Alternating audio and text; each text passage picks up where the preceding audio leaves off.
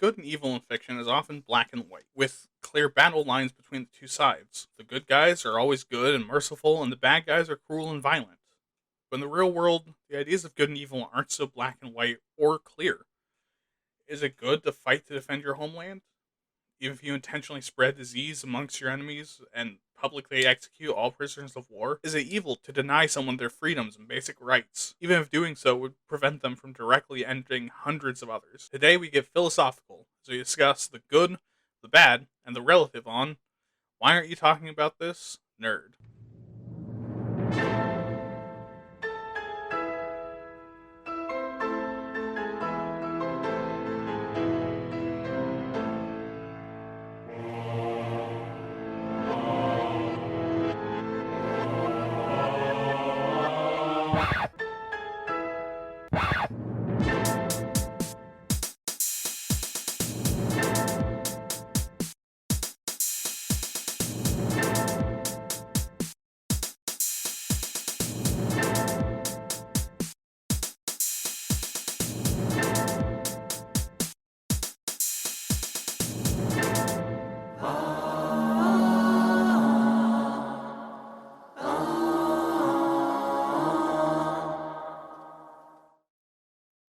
Hello, everyone, and welcome to Why Aren't You Talking About This, Nerd, aka WAYTAT Nerd. I'm your host, William, and I want to thank you all for listening.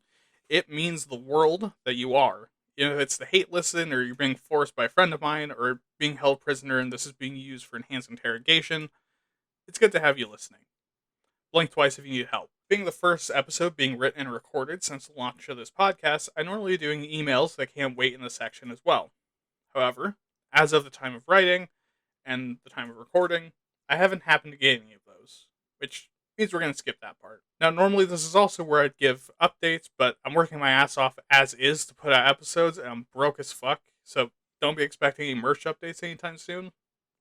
And you know what? With that, let's just head straight into the episode.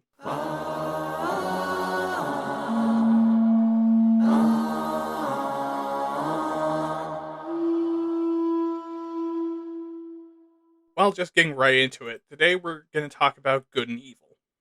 And as always, we're going to start with some definitions. Good, by the dictionary, is something positive, moral, good and like enjoyable, and or uplifting or constructive. You know, stuff like charity, loving each other, kumbaya, and all that bullshit. But this can also be stuff like, justice and getting a morning blowy from your wife. However, it isn't just actions that can be categorized as good.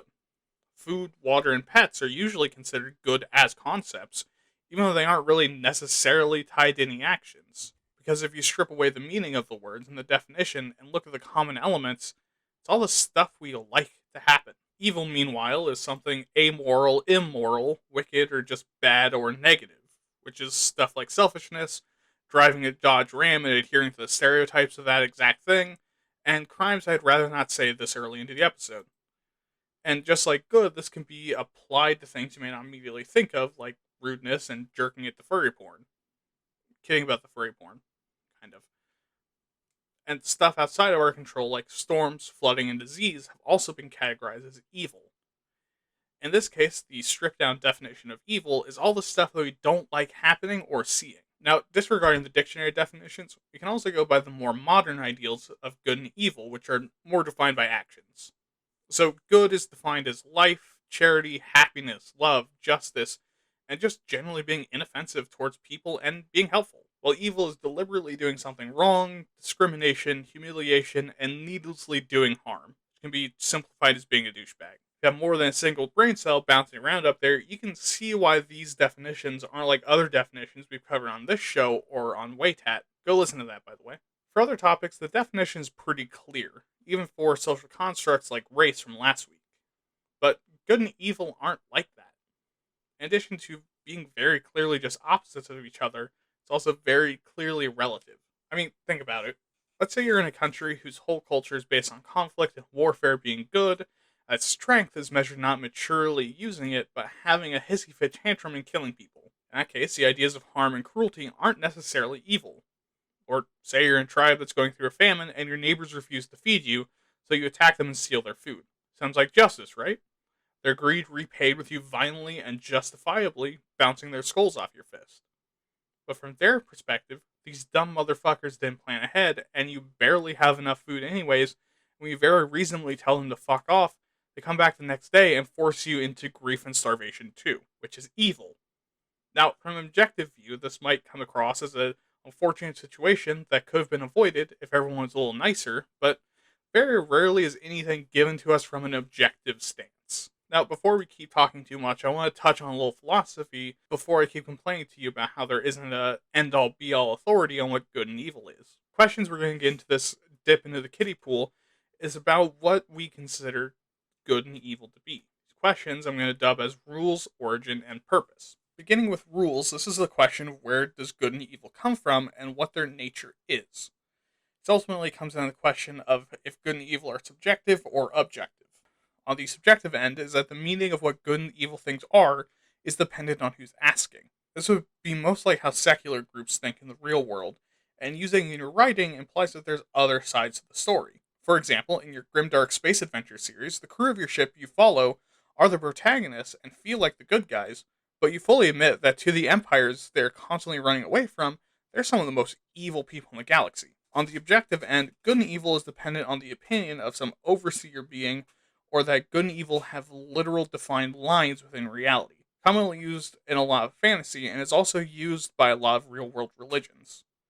For example, if in your fantasy setting all demons are unerringly evil, then directly helping them is an evil act. Or if there's a supreme arbitrator of all things good, then whatever they don't like is just objectively not good. And this can be across a spectrum, as much as my ill brain wants to think about most things in black and white terms. Regardless, where you put the rules in your world will say a lot about the story and the world you're building. Now, for origins, this is the question of how does someone become more good or evil, and is that between character or action? This is asking if someone's thoughts or actions make them evil, and to what level do they have to think or act before becoming that way? For a lot of people in the real world, we can only go by their actions, and because of the human brain's recency bias, we'll probably think of the person by what we perceive as how they normally are, especially close to the beginning of our relationship with them. Another way to think about it is that, say, you as a person have 200 fucked up and evil thoughts a day, only about 50 good ones, but you only act on the good ones. Are you actually a bad person, or are you a good person with a troubled mind and a need for therapy? But if you're writing for a setting where even having profane thoughts can start to corrupt you into a creature that looks somewhere between a teratomized scrotum and an insect, then clearly a person's character is the origins of evil. Or in real life, if someone can be born evil or is fated to always do things that fit your definition of bad, then are they redeemable or trustworthy? And this gets into dicey territory you need to be careful of, because now you're starting to enter into some propaganda territory that, like, the Nazis and slave drivers used to justify mass enslavement and murder. Again, this question will say a lot about your story. And finally is the question of purpose. This is ends versus means.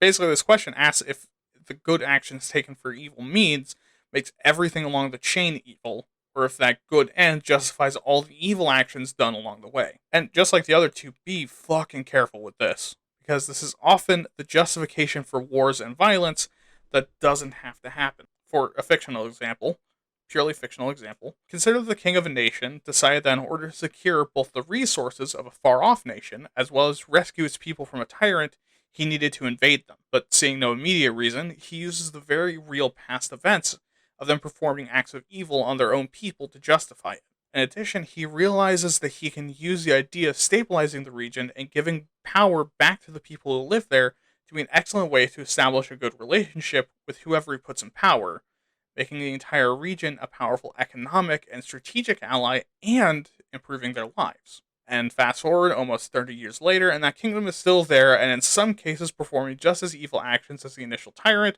with almost no hope of getting out without causing even more suffering to occur, but also causing it with their army's very presence. Now, the initial goal was to save people from suffering, and along the way the means to do it has included deception, violence, and ousting of rulers from their positions and destabilizing their governments. Totally fictional.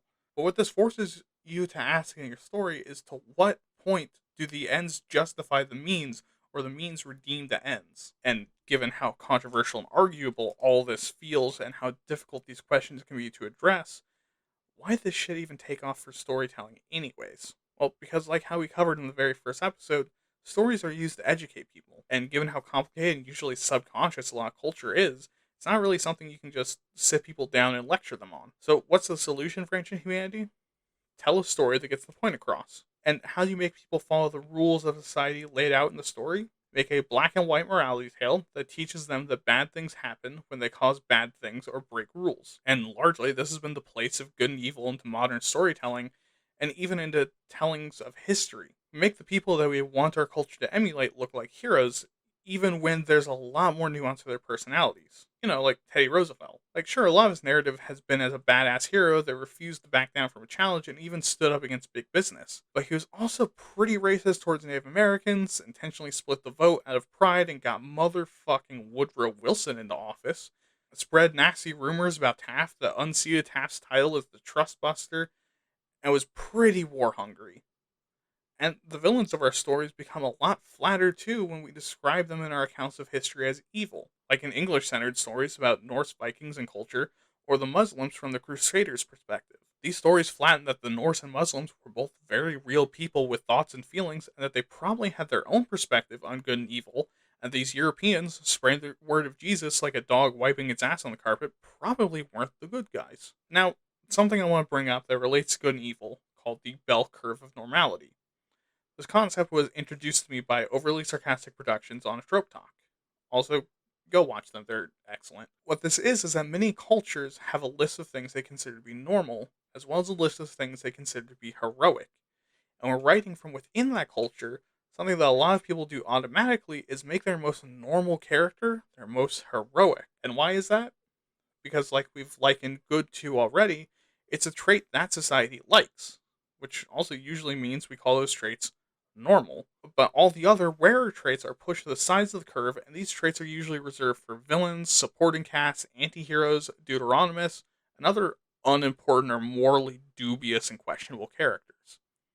And, sometimes this is fine, like in the case of positive personality traits like being charitable and merciful. But other times this sucks, like when the traits society sees as normal, and therefore heroic, is stuff like a particular skin tone, sexual orientation, physical capacity or ability, or some other thing that's outside of a person's control or immediate control that affects how they're perceived and treated.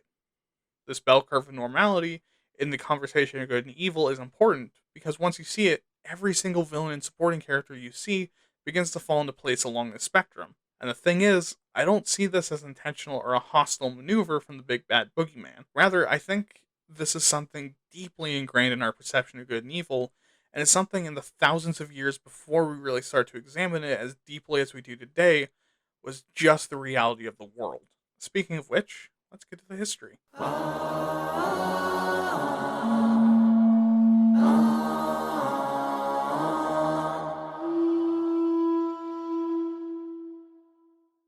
In the earliest days of civilization is where we start to get the first ideas of what good and evil are.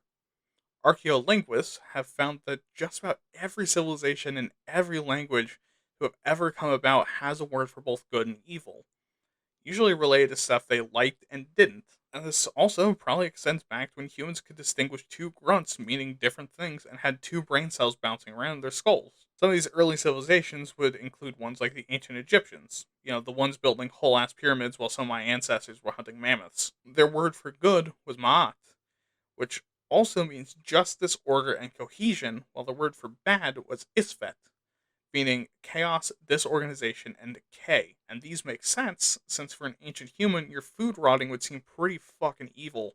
And to even have the logistics and organizational talent for that number of people to survive in the desert, much less place your massive pyramidal dicks all over the place, is fucking insane. So obviously they'd prize being well organized and cohesive and hate him with fucking Jeremy. Sorry, I don't know any ancient Egyptian names, you dick. Can't put the water in the shade like a productive member of society. Fuck Jeremy. Now, also one of the oldest religions that still exists, Zoroastrianism, partially founded on the interplay between Ahura Mazda, aka Illuminating Wisdom, and Ahriman Menu, Destructive Spirit. Also, I'm going to apologize for pronunciation. If you have to ask which is which, you need to put down the monster energy and apologize to your mom. For what? For wasting her time carrying your ass for however long you couldn't walk. Anyways, as you can see, Zoroastrianism views wisdom as incredibly important and destruction and destructive tendencies as wrong. Now, something else that we see from these most ancient times is a tendency for their gods, that they generally view as good or like them, fighting off much more evil and cosmic beings, like the ancient Greek pantheon fighting off the Titans, the Norse pantheon fighting the giants, Ra fighting Apep, and Urta fighting off Anzu. Also, these much more ancient gods were usually portrayed as monstrous in some way. Why is that important? Because it highlights where we thought evil came from since our very early days of humanity. The things that look like us, or are friends of the things that look like us, are the good guys fighting on our behalf for our survival against the monstrous evil creatures that just so happen to represent all the things we don't like random murder, devastating volcanic eruptions, chaos, and fucking Jeremy putting shit away wrong again, duplicity, and the ever creeping path towards entropy and decay, and those other people over there that stole our fruit one time 200 years ago and will now live on as this lion snake that speaks only in lies and has a micropenis. Or, in other words, that evil is an external influence while good is from within or among us. And that game has collectively ruined our brains. And this continues up to the next stop in our timeline, the big Greek assholes, that are as old to us as the ancient Egyptians that built the pyramids were to them, left their mark on how the Western world would think of good and evil since them, which is fucking crazy, I know. Here, the ideas of good being things we like and evil being things we don't start to become more solidified into the forefront. Firstly, that while some things outside of our control were labeled as evil still, a lot of good and evil got caught up in divine reward and retribution, while present previously was a much bigger deal to the Greeks. If you did stuff the gods liked, they rewarded you. And if you did stuff they didn't, you were punished. Like if you're someone who dares to be poor or be content with their lot in life just farming your field, being poor is your fault for angering the gods, and if you're happy just standing on the farm, you better prepare your butthole for one of the gods to take that personally and fuck your ass in the way that isn't fun. Meanwhile, if you're a heroic badass or rich, clearly you've impressed the gods, and so they reward you with the physique and brain of a fucking champion and the wallet of ancient Jeff Bezos. Secondly, the ancient Greeks packed a lot of weight into two words in particular. The words being kakos, usually meaning evil or wrong, but also the word for cowardice, having a skill issue, being ugly, being a meanie, or just being of bad quality. All things wrapped up in either a reason or a result of being divinely punished. Also, might come from the Proto-European word for shitting. Not pooping, shitting. So yeah, there's that too. Their word for good was agathos, which also meant being brave or having good character, being a dutiful citizen, and not questioning Big Brother Ceupiades. The last piece of ancient history is an asshole combo brought to you by the Greeks and the Romans, being the words morals and ethics. During this time is when these two words came about in their more modern forms and were philosophized about in ways that we think about in the West. Morals today is all about the understanding of right and wrong behavior and how good or bad a person is. Back then, the original word moralis is in reference to proper behavior in society, and the root word mor refers to manners and customs. And ethics means moral principles that govern someone's behavior, but comes from the Greek word ethos, meaning moral character. Besides being cyclical definitions, these origins also show that the baggage associated with them can be traced back to ideas surrounding manners, local customs, and being a good boy for mommy. Now, moving on to everyone's favorite and least judgmental part of history, the medieval period. Now, unlike previous eras, seeing as Sky Daddy was completely bereft of evil, the narrative of good and evil shifted slightly. Rather than him being kind of cranky or having stuff that causes things like floods and plagues, where he blasts from both ends to death be out of his hands, the narrative shifted to the idea that God only punishes bad behavior. And reasonably, because humans were made in his image, people at the time didn't assume that God made us evil and put us here just to suffer, but that instead we are corrupted by sin, which is what I will personally call applied evil. This is the stuff that Mr. Jesus Holy fucking Christ didn't like us doing, that we did anyways, and rather than giving us the spray bottle for being bad boys, sent you to the burning bad place. Now, during the time, sin was defined as actions in opposition to God, which sounds vague, doesn't it? Luckily, people back then thought so too, so they, over the centuries of yelling, passive-aggressively saying your mom sucks Satan's nuts, and stabbing each other over it, a number of philosophers at the time came up with a handy-dandy list to delineate a good act from an evil one. First, a good act would be any act that, to an outside observer, would earn praise from a religious or moral figure, while an evil act would be the opposite. Huh. Well, yeah, actually, that's still pretty vague. Note that this isn't from the perspective of a religious authority. There's some fuckboy sitting on the corner thinking you're an asshole. Alright, fine. So the second guideline is religious obligation arising from divine law. Now, this is much less vague, as long as you assume that the Bible is the holy word of God, like the majority of the people in the medieval period did. And if you don't, suddenly this becomes unbelievably vague. And why? Because it was very common for kings and popes and priests and rich people and people that refused to learn how to read and just make shit up to create their own versions and translations of the Bible. Which, if you don't believe that A, the Bible was written as a holy word of God, and that B, that was properly translated from Hebrew in the first place, makes it even more vague and up to interpretation. Okay, so also probably more vague than you'd want. And let's look at the third rule, a generally accepted cultural standard which would enhance group survival or wealth. Fucking shitballs. Okay, so this is also really unhelpful because throughout this whole fucking script so far, all we've talked about is that good and evil is really, really subjective by the culture around you. So in some cultures, say they believe that their group survival requires them to eliminate the threat of, say, some people in the Middle East that are minding their business. Well, in that case, a crusade isn't some bumbled racist invasion of land that doesn't belong to you and is instead morally acceptable way to increase your odds of surviving by murdering the fuck out of people in the name of known pacifist Jesus Christ. Okay, okay.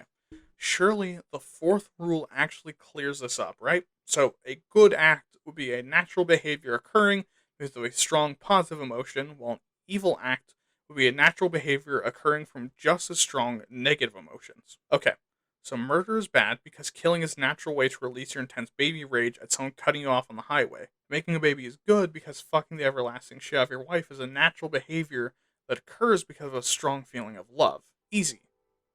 Well, wait a second. Well, that guy's there friend zoned. All that behavior could be construed as natural, and at least 1 in 10,000 of these cases, it's out of legitimate love. So is seething and mumbling to yourself about how you deserve a turn on the pussymobile good behavior? No, I don't think so. Also, by the way, if you're in the friend zone and listening to this, it's probably not love. Go jerk it and think again. And is being enraged at someone for saying your wife has a fuckable mouth and giving them the good old dick twist evil? I mean, surely not. And neither is the hot and steamy fucking your wife are going to do with that fuckable mouth later. Fine. I guess rule number 5 will have something to it. Statute imposed by a legal authority or obligation is morally good. What medieval big brother ass motherfucker thought of this one? I don't care where you fall morally, politically, limbically, or whatever other illically words I can think of. When was the last time the government pissed you right the fuck off because they did something immoral? 5 seconds ago? Yeah, same here. Okay, so clearly we had some growing to do since the medieval period, right? In 1974, Dungeons and Dragons released its first full version based off of chainmail. Here we have the beginnings of the morality system that would rock fiction, fantasy especially for decades to come. And I'm fucking with you. Yes, there's a lot of moral development from the medieval period onwards, obviously. But the reason I'm stopping there is because the weeds of philosophy are deep in these parts. I'm gonna be honest, a lot of morality until we start getting to some of the Enlightenment and realist thinkers are kind of similar. And also, this is a nerd podcast where I say the words shit, cum, and motherfucker and not a deep dive into moral philosophy. Please never use the words I say to argue moral philosophy. Anyways, D&D came into the scene in 1974 with a brand new morality system for their brand new role-playing game system. Except the morality wasn't new. See, D&D in the early days used a spectrum between lawful, being honorable and respectful of society's rules, and chaotic, being rebellious and individualistic and ungovernable, with neutral right in the middle of not really feeling too strongly either way. And this moral system was built into the work of Paul Anderson in his book Three Hearts and Three Lions, a book about a time traveling soldier from the Second World War slaying dragons and falling in love with a swan woman, and The Dreaming City by Michael Moorcock, nice, published in 1961. And D&D, while not entirely lifting it, copied their homework in the same way they copied Jack Vance's homework by adopting Vancian magic. And now for an important question, why am I focusing on D&D here? Well, because despite how much Wizards of the Coast and Hasbro tries to bury it alive, D&D has a very long and storied history as being a massive influence on the fantasy genre, as described in previous episodes and will probably be described in future episodes. It's the granddaddy that got a lot of new people into fantasy, and over the decades, the 9 alignment system has become so ingrained, and is such a meme that any story with 9 characters has one made. And where the 9 alignments come from? Well, in 1977, when first edition was released to the public, Gary Gygax and the gang decided that to help people roleplay their characters more easily, it made sense to give them something to go off of. So instead of making 1,001 character traits, they created 2 axes: good, evil, and law, chaos. While law and chaos stayed the same, they defined good and evil as respect for life and altruism, or selfishness and a total disregard of life, respectively. From this, they created a total of 9 combinations of these moralities, including the agnostic neutral option. Now, where it changed is that over the years, as people have had shifting views on objective morality in life, fiction has shifted the match. While in some fictions, some form of objective morality has stuck around, the hallmarks for this for decades was Dungeons and Dragons, including mechanical support up through 2008, which was pretty late by RPG standards. This changed with 4th edition D&D, made alignment less and less important until the current and probably final edition of the game. Alignment is basically just included for the sake of tradition. But that's all for the history section. Let's move to current times.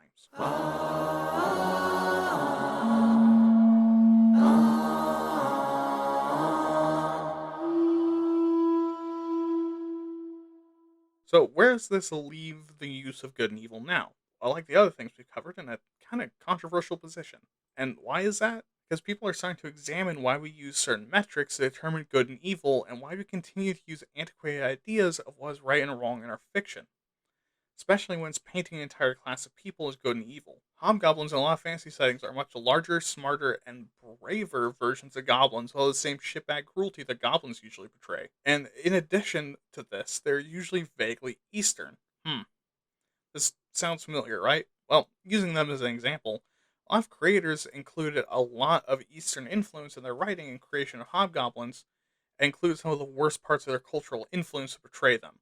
For example, settings where hobgoblins were based on the Japanese samurai, usually the bloodthirstiness, iron-fisted tyranny, and honorable deaths by a suicide and refusing to be taken alive are the primary features of the entire culture to prove how evil they are. But now here's the problem.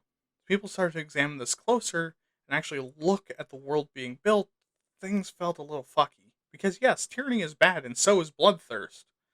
So why are the highly xenophobic and tyrannical dwarves considered good guys? Or the wood elves that shoot first and ask questions later, unless it's a particularly sexy human they want to make some half-elves with? Or what about all those good guy human nations that are suspiciously like Britain and Germany, have a nasty habit of slaughtering entire villages of goblins just because they happen to be there? While in the West, suicide has been turned into an evil act, in the most traditional parts of Japanese culture, it isn't.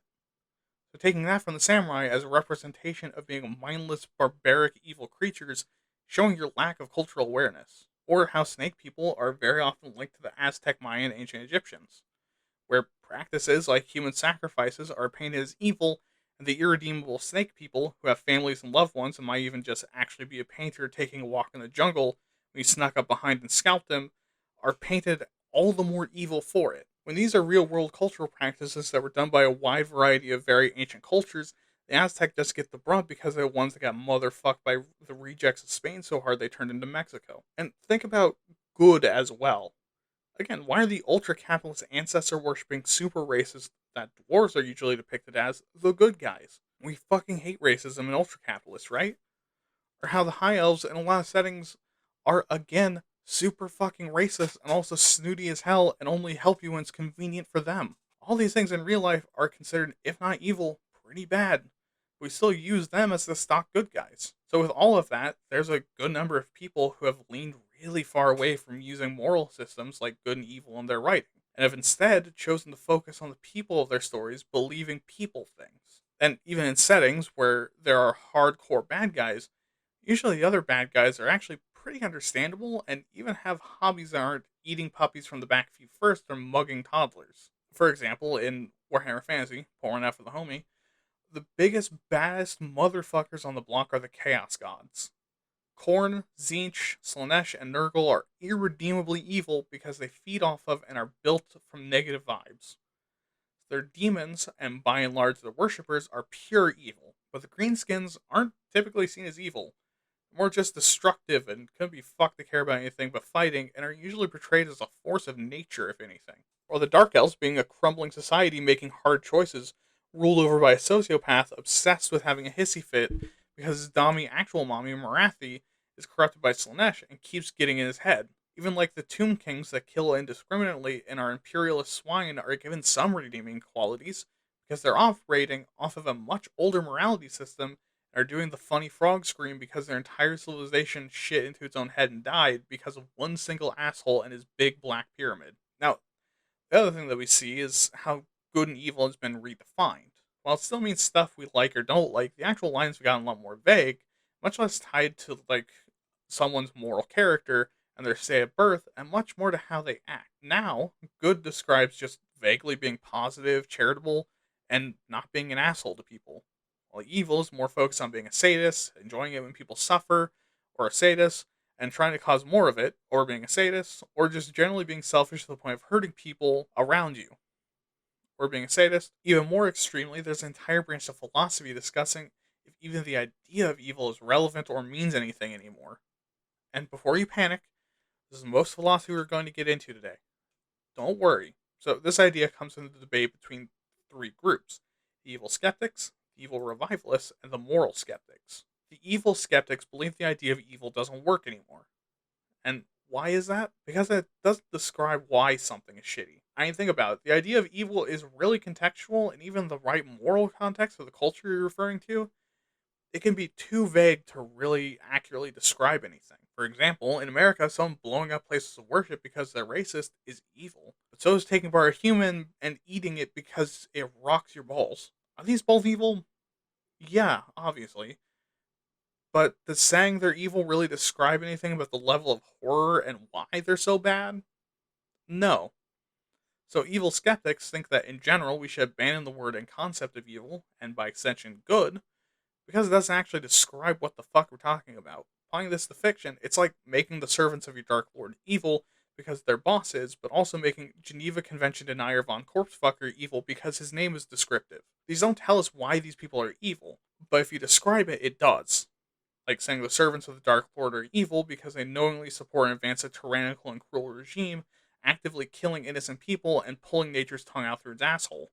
While Geneva Convention denier Von Corpsefucker is a nickname created because of his behavior. Now, the evil revivalists make the argument that the term evil still has a place in the world, because if we use it correctly, instead of applying it to every fucking thing that so much as slightly jostles our jimmies, it can be used to describe behavior and beliefs that are almost universally wrong. You know, like being an unbelievable racist asshole or preaching that Hitler had some good points.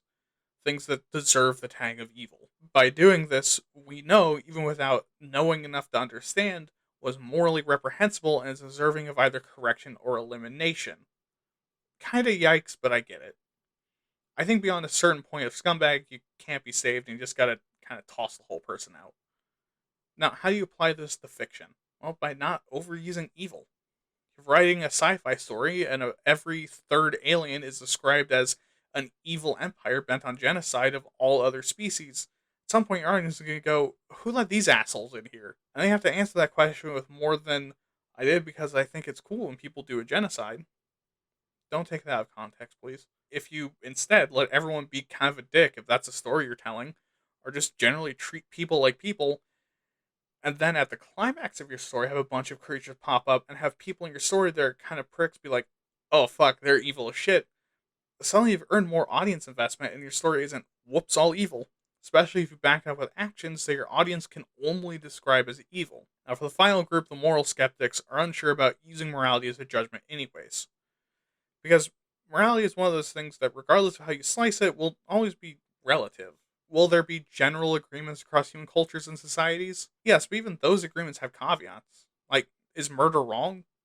If yes, is it always wrong? What if it's state sanctioned murder, like a war to defend your homeland, or stabbing someone trying to stab you, or killing someone that hurt your very defenseless friend, spouse, or child? Well, in my opinion, and in most cultures, that's actually a good thing.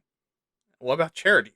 That's good, right? Well, what if it's to get rid of money so that good old Big Brother doesn't put you in the next tax bracket? Or if it's to hide suspicion that you're actually shitbag randomly poisoning people's food? Or a half-assed apology for getting some sloppy toffee while you should have been leading the nation? all these kind of sour the charity, right? This is where they're coming from, that judging anything off of morality makes the assumption that there's a universal morality, and that without it, you're just throwing a meaningless word in the mix for no reason. Like when your friend is trying to make plans with you and you answer their fucking question with okay, like that's supposed to answer the motherfucking question, what are you doing the 15th? My personal gripes aside, what does this mean for your fiction? That for some settings, it doesn't even make sense to include good and evil. Like Grimdark.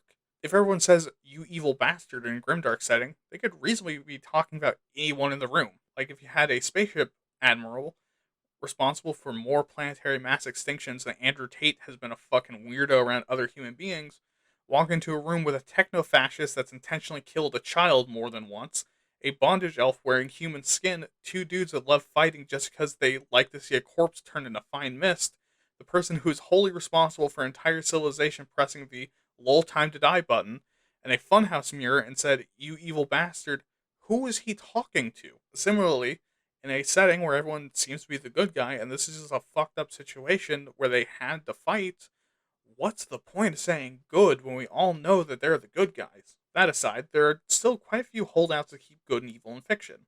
Now, after discussing everything we've discussed, you might be preemptively being a judgy asshole or getting defensive, and I'm calling you out specifically, but that shouldn't be the case. I think, unlike other topics, keeping this doesn't actually harm nearly as much as you'd initially assume. I mean, assuming you use it responsibly.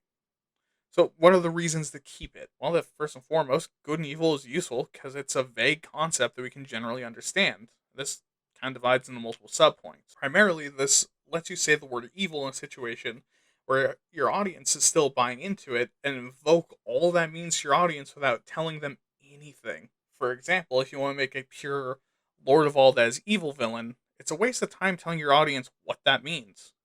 You can say evil, and whatever they think it entails, it entails. And it goes the same way for good. Like when you claim the alignment of good for a particular deity, you don't have to reassure your audience that you can trust them because they're imagining what they think as good. You're avoiding having to read their minds.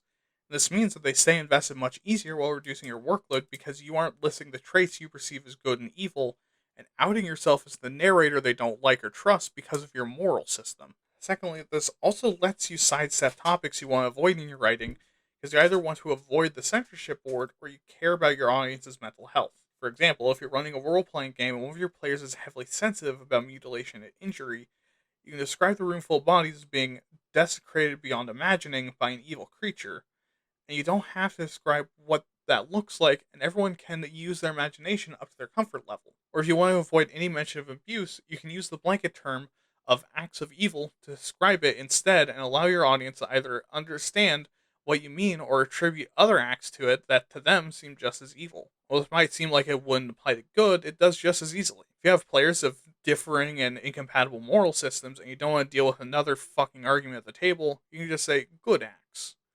Or alternatively, if there's some distrust of things like charity, altruism, or general distrust of people that seem too good to be true, you can use capital G good to impress your audience to trust this person without triggering their trauma. Now, the other way they suggest that good and evil are useful vague is because you can use them to shift the goalposts. For example, if your characters thought that they just fought the most evil thing they could imagine, the weirdly BDSM gear wearing succubus tyrant of their home nation, you can introduce something even more evil. And this vagueness allows you to get away with it because your audience can easily think of more evil things than the weird sex stuff they're afraid to admit to being into. Good, and this allows you to describe a character as capital G good, as this brave and heroic figure, and just when they're about to die, an even bigger capital G good guy shows up and claps cheeks to save their lives. In a world where you describe what makes someone good, it can actually seem less plausible if you describe what traits make them good. Like, sure, the guy we've been following around is charitable to the point of putting himself at a disadvantage in every situation because an orphan or tragically and heroically widowed woman made puppy dog eyes at him until he gave up his cool stuff. But it's kind of hard to believe that this new, cooler, more badass hero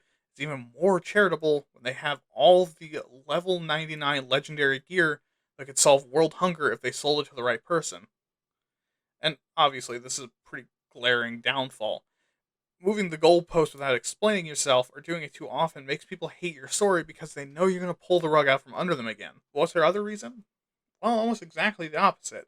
That good and evil is still useful because they're still really good teaching tools. I mean, essentially, throughout all of human civilization, we've always been cavemen with better and better fancy rocks to firmly grasp.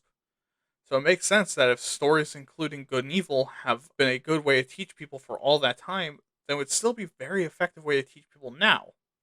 It's a great way to teach people things that are way, way too specific to just lecture them about without sounding like a dick. Like in the movie Get Out, the neo slave owner villains pretty consistently try to say that they are racist by painfully, awkwardly talking about black people to the black character, saying, I don't see color. They're both fairly common things for us white people to do. But what Get Out is doing is teaching us to not do that by connecting that behavior to people being shitty and eugenicsy, but justifying it by pairing it with I'm not racist. But if you just told white people to not say I don't see color or panderingly praise someone of the same ethnicity as the person you're talking to, then you'll come across as kind of an asshole to them. See, what you gained by making a story and attaching good and bad behavior to your good and evil characters, so you can teach your audience morality lessons without being boring or making them instantly think you're just a dumb woke lib meanie. So what happens if we abandon the idea of good and evil altogether, according to this argument? Well, it suddenly becomes a lot harder to make a morality tale, because we teach that there are no absolute good and evil, or even just that characters can just straight up be saints and scumbags, and every character becomes both questionable and justifiable. Like if you're telling a superhero story where the hero is supposed to be a paragon, and the villain is literally just a Nazi with a swastika scratched off, do you want people questioning if the paragon is motivated by a desire to be the center of attention, or just root for them to kick a Nazi's teeth out? Which you should always root to kick a Nazi's teeth out. And do you want them questioning the traumatic childhood of the eugenics supporting racist homophobic asshole in snazzy I'm the villain uniform, or just accept that there are some moral positions that are just straight up never okay, like eugenics, racism, and homophobia? See, what this position warns us is that while yes, we should be more careful about how we portray good and evil, these things exist because they work to teach morality, and if we substitute that with justifying villainy and questioning goodness, suddenly you create a whole lot more pessimism and people willingly interfacing with dangerous ideologies with an open mind. And with that scary tidbit, let's get into actual advice, shall we?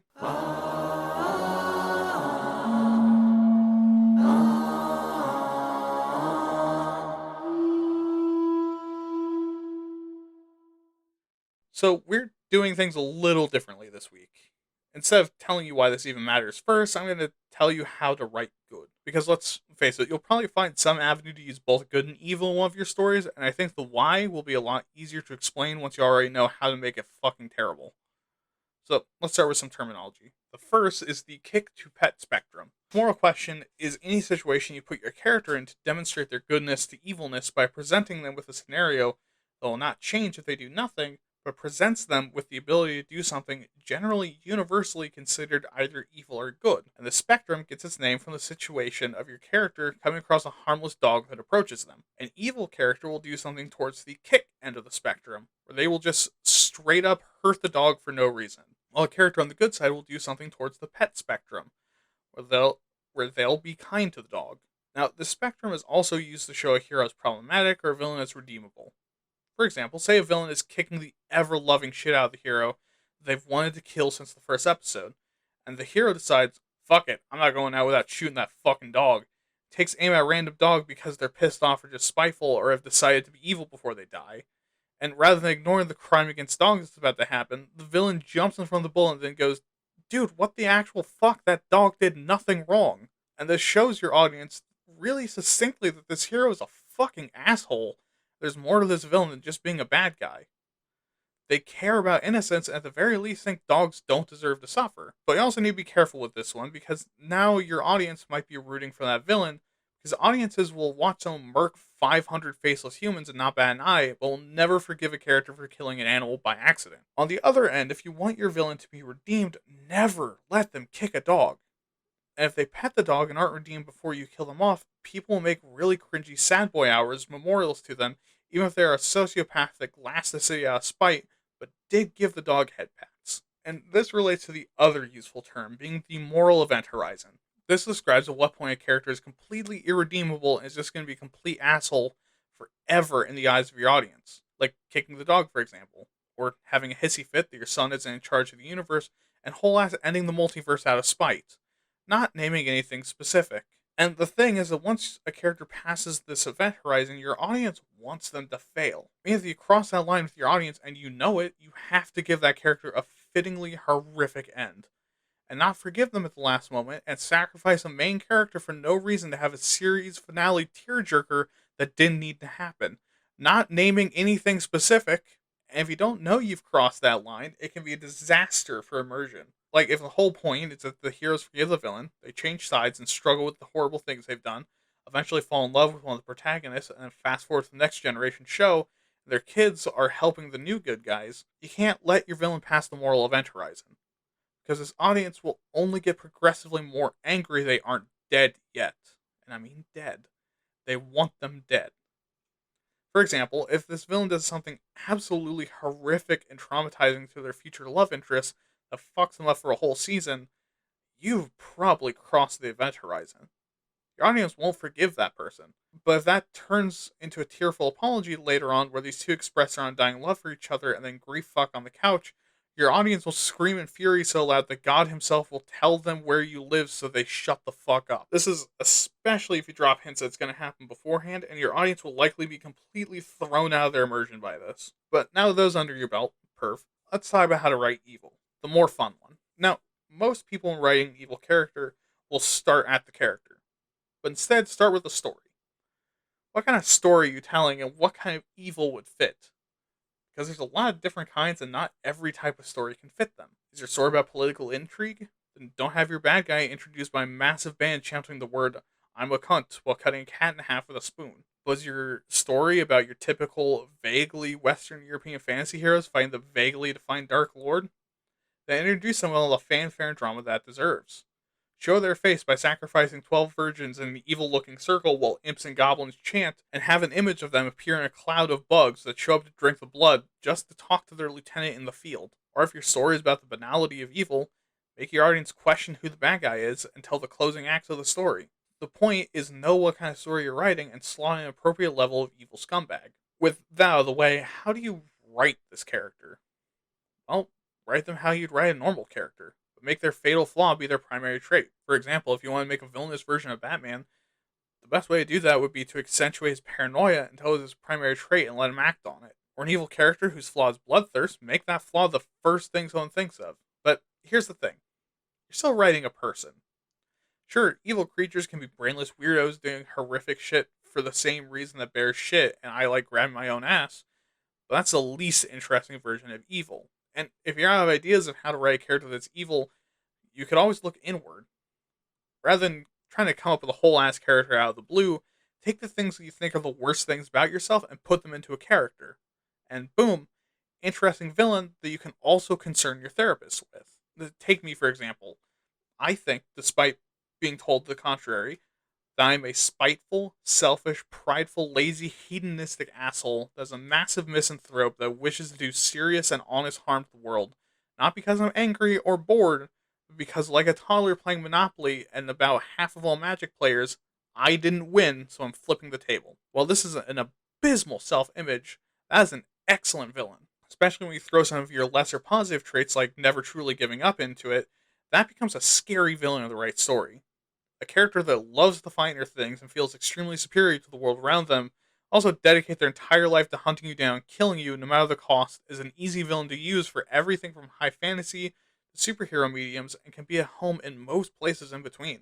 And here's the final piece of writing evil. Commit. If you tell your audience the bad guys they're facing down are evil incarnate and then they don't do anything evil, then you're not only lying to your audience, but then accidentally making some really weird claims about the people who are your villains. For example, say that your evil villain that commands a massive army of Zeppelin riding sky pirates seemingly only does two things: be a pirate and be just a slight touch effeminate. Well, what's your audience going to assume? That the literal only two traits you've ever shown from this villain is what makes them evil. Say your protagonists are also pirates, meaning that, to you at the very least, crime doesn't equal evil, which, good on you, be ungovernable. But now what you're saying is that the only trait that makes this character a bad guy is being effeminate, which is yikes as fuck. So instead, just commit to your evil characters doing something evil. Or don't even give them that title at all. Let them do terrible things that your audience will hate them for, even if it's just punting a dog like a soccer ball. And don't let these events seem normal in world either. Evil is most effective when it's compared against a world that is very reasonably upset about it, because it shows that you know that's bad. Because if you let your villain kick a dog and then people don't go, "What the fuck is wrong with you?"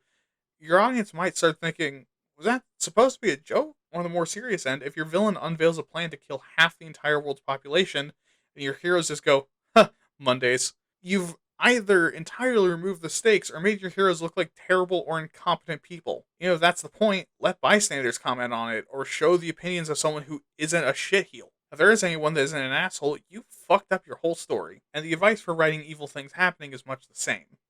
Commit to the evil of it up to your audience's line.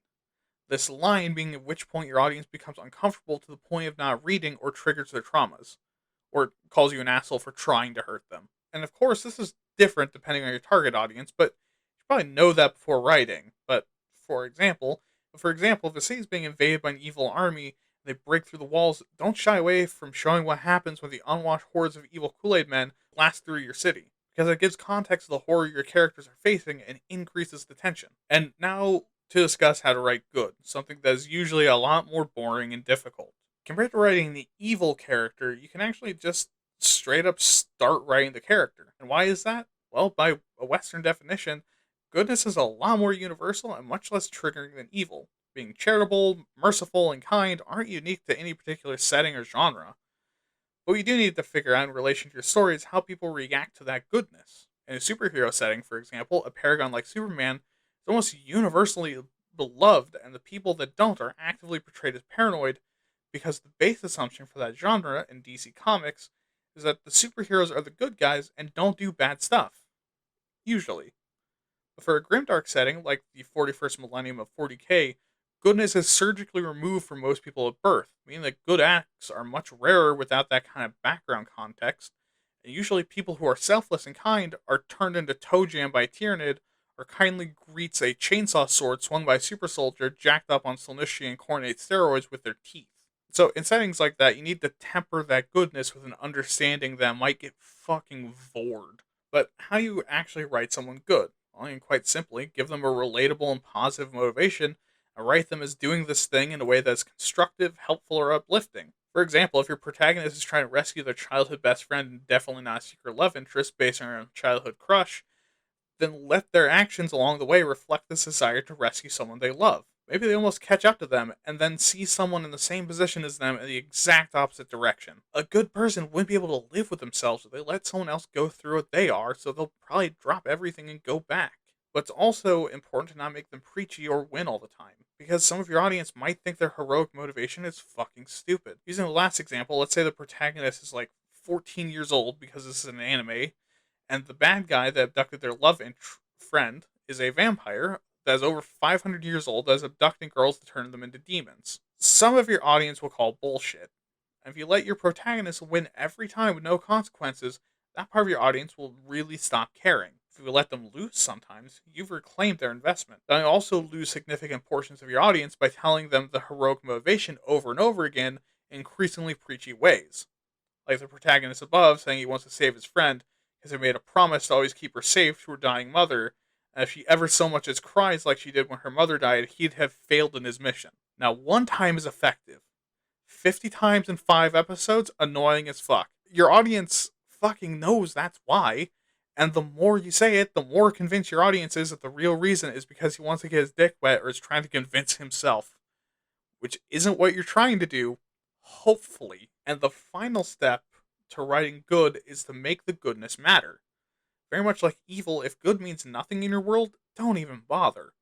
Just let everyone be a fucking asshole. If good just exists to get kicked in the balls and its lunch money taken, you're making misery porn and not a good story. Or if good just so happens to be vaguely shaped like you, it's a woe to me, self-pity, self-insert fanfic, which, while cathartic, isn't what you need to be writing for public consumption. If something good happens, let it stick.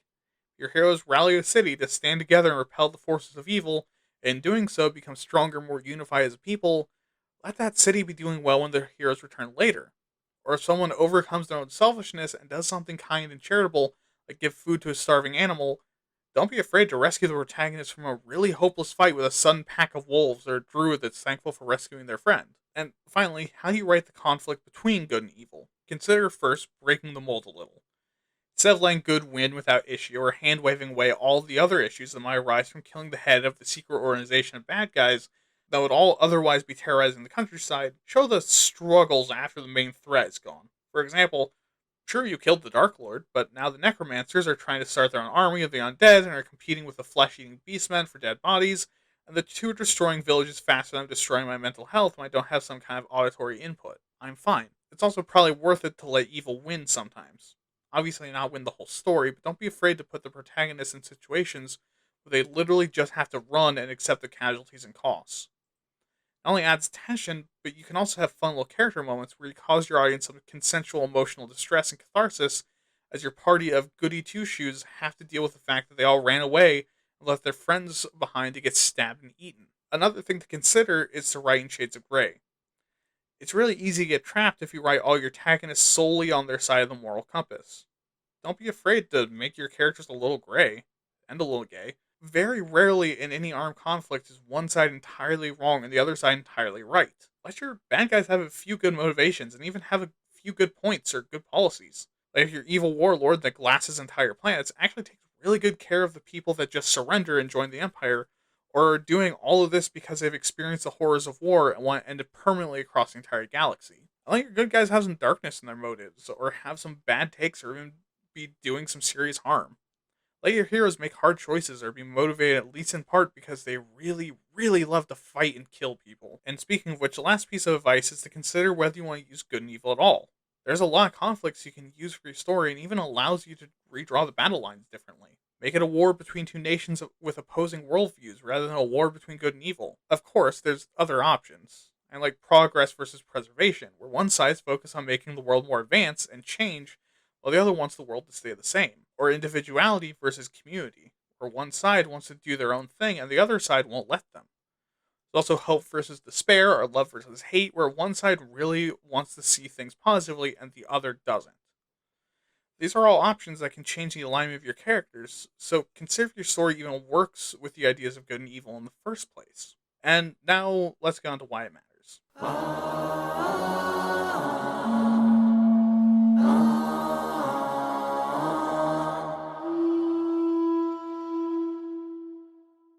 Ultimately, this matters for two simple reasons. Firstly, is because good and evil are powerful words and are heavily used in both fiction and the real world.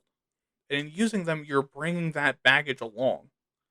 If you use them for shitty reasons or just simply overuse the words good and evil, they begin to lose meaning in your writing. Well, they probably won't lose meaning to your audience in the rest of their lives. You saying it all the time can open the door to your audience straight up not believing you. It means if you're trying to get a very important point across, it's entirely lost on them. And also, by bringing along that baggage and then poorly executing it, your audience can do one of two things: trust what you see as good and evil and learn it from a poorly executed piece of writing that fucked up their moral compass, or they stop trusting that you know the first thing about what you're writing about. The other reason stripping away the morality of the art form, being a writer or creator, should include, because you don't give a fuck about that, writing good and evil sells so well. People are tired of the eat your oatmeal and get at least 30 minutes of physical activity brand of good guy, are also tired of the I'll eat your heart through your nose holes for fun brand of evil. People are also tired of the self-aware, the mom said it's my turn to be edgy heroes, and the villains that make you kind of agree with genocidal maniacs. And writing effective good and evil is refreshing. Making people actual characters with goals, motivations, and reasons for their belief systems will make your audience a lot more attached to the stuff you're writing and these people you're telling the story of. It might make your villain sympathetic, but will also make your audience understand that they're the bad guy, and not just because they're a grab bag of the traits your bullies had in high school or your least favorite minority. It makes your heroes shine as the good guys, not because you said so, but because they do stuff that's good. Understanding not only the difference between and relativity of good and evil not only makes you a better writer, it makes you sharper against real world assholes. Think about it. If someone's preaching the evil of X group of people, it's easy to ignore them because every third thing that happens in the world is labeled as evil. If you understand what that actually means and culturally dependent it is, you learn a lot about the person saying it and are more equipped to come into the situation accurately.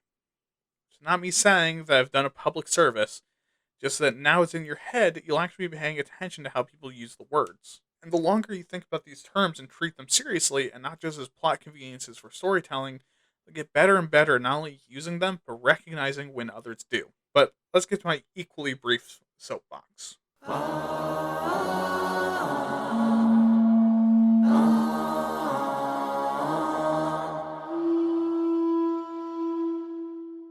Well, so now that we've basically finished the episode, what do I think of good and evil?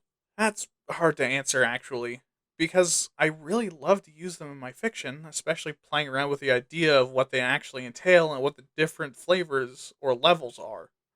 But at the same time, after doing this research, I actually kind of want to stop using them. And why is that? Because they both seem meaningless. Especially because I personally have a kind of weird moral compass, so it's a lot easier to just explain where different actions fall in the alignment. On top of that, I view very few real people as irredeemable, and even in my fiction, people like henchmen and foot soldiers usually just normal people that just so happen to be on one side or the other. Not paragons, not villains. I also don't view someone using a cosmically evil power source for good things as being evil. And you can blame my childhood crush on Raven for that, but I also think it makes for better fiction. Yeah, like a necromancer bringing the dead back to life to serve as city guard because its current city guard are both incompetent and corrupt. Do I usually make necromancy evil in my settings? Yeah, but evil in the sense that you're harming the natural flow, and less like you're bringing the world centuries closer to Armageddon because you want a succubus waifu to bat your nuts around. Was that person evil? Not one bit. And I love to play around with ideas like that because, like real people, it forces characters to justify still feeling like they're right while doing something wrong. But that being said, as much as I'm tired of edgy heroes, paragons, relatable villains, and pure evil, I still like to indulge in it. Do I find characters like Denji from Chainsaw Man or Deadpool massively entertaining and fascinating? Yeah, they are great, edgy, and funny heroes. Do I also find a lot of enjoyment out of Superman? Yes, he is literally by definition the best superhero. And do villains like Killmonger and Azula get a lot of sympathy and are some level even tragic and correct? Yeah, but also, sometimes I just want to bask in the evilness of rat bastards like Sauron, Nagash, Ain Goon, fucking Fight Me Weebs, or the many absolutely evil bad guys in fiction.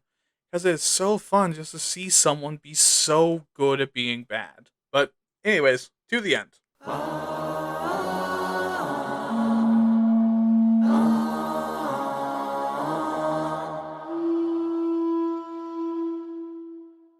Alright, and there we go. Another episode done. And a pretty nebulous one at that.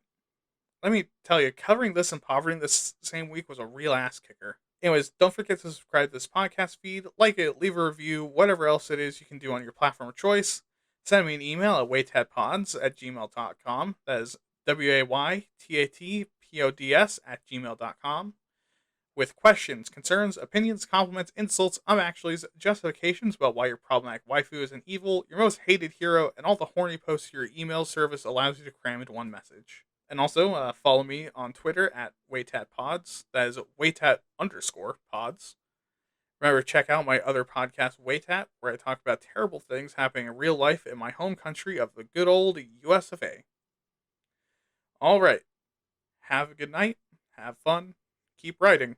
And remember, only be evil when it'll piss off your youth pastor. This has been Why Aren't You Talking About This? Nerd Edition. And I've been your host, William. Good night.